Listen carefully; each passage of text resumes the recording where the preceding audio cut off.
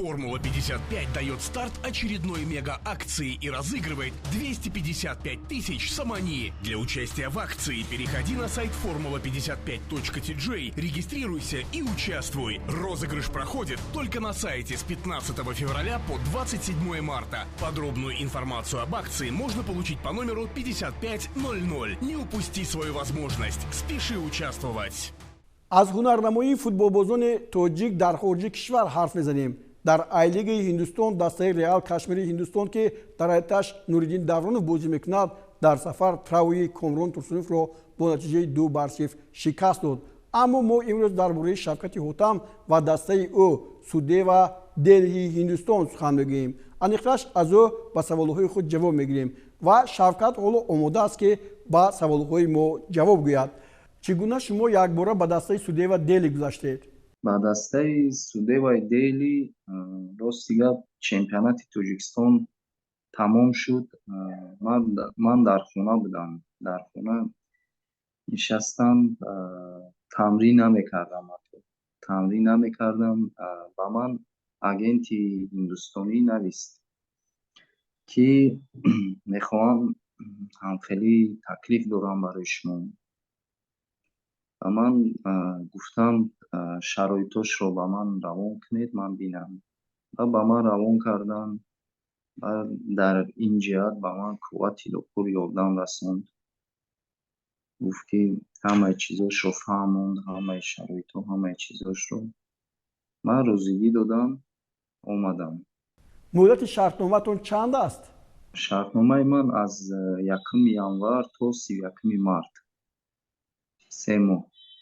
اگر شرطنامه شما رو دراز نکنند به تاجیکستان برمیگردید؟ شرطنامه رو اگر خواهند با من دوام تیان، این همون وقت دوام میتیان که ماه یا ایون یا آگوست، برای که چمپیونات هندوستان در ماه مارت تمام میشد.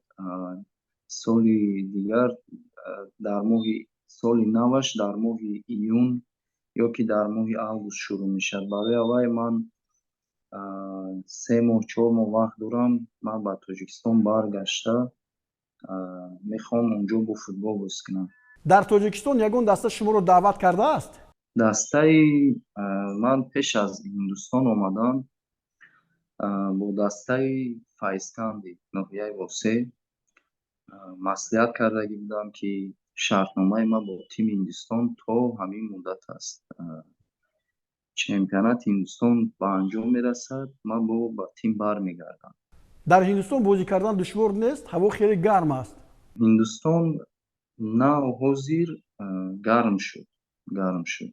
نکیم یک 10 روز 8 روز پیش هوا سالخین بود، گرم نبود. 15-20 گرادوس هم خیلی بود. دهلی شهری کشمیر که در اونجا نوریدین دورانوف بازی میکرد، اونجا خیلی خنک بود وقتی ما رفتیم بازی کردیم. شما درباره نوریدین دورانوف گفتید. شما اونجا که با دسته ریالی کشمیر وخورید یک گلی هم زدید. آیا نوریدین دورانوف شما رو تبریک کرد؟ بعد بازی نوریدین دورانوف با من گفت که خوب شد، تو هم گل زدی، برای تو هم خوب شد، ما هم برد کردیم، برای ما هم خوب شد. شما با کامران ترسونوف هم واخوردید. کامران ترسونوف در مصاحبه‌اش گفت که اینجا شفقت حاتم اومده است و پای در پای گل میزند. چند گل زدید؟ 2 گل زدم. من 2 گل زدم، 3 تا پاسی گل دادم. بعدی به دسته سوده و اومدن بازی اون تغییر یافت؟ موفقیت ها به شما دست دادند؟ وقتی ما تکلیف گرفتیم از تیم سوده و دهلی 1 اچکو داشت. وقتی که ما با ارژانتینی اینجا اومدیم، از تیم 12 اچکو دارند. 3 تا برد کردیم. با چند تا مساوی بازی کردیم. 12 اچکو دارند. این دسته میتواند که از زینه اخیر به بالا بروید؟ باید تواند، برای که از ما بالا تیم مومبای کینکره بود.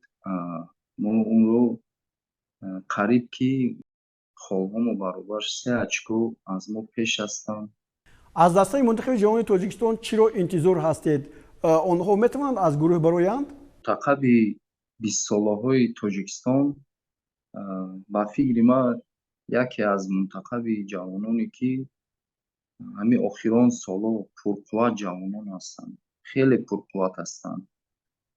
Ман бисёри онҳоро медонам, бозиҳошонро мебинам, хеле пурқувват ҳастанд. Ман боварӣ дорам 100% ки аз гурӯҳ мебуроянд, то зиноҳои болоро мераванд.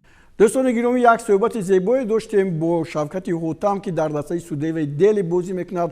Формула 55 дает старт очередной мега-акции и разыгрывает 255 тысяч самани. Для участия в акции переходи на сайт formula55.tj, регистрируйся и участвуй. Розыгрыш проходит только на сайте с 15 февраля по 27 марта. Подробную информацию об акции можно получить по номеру 5500. Не упусти.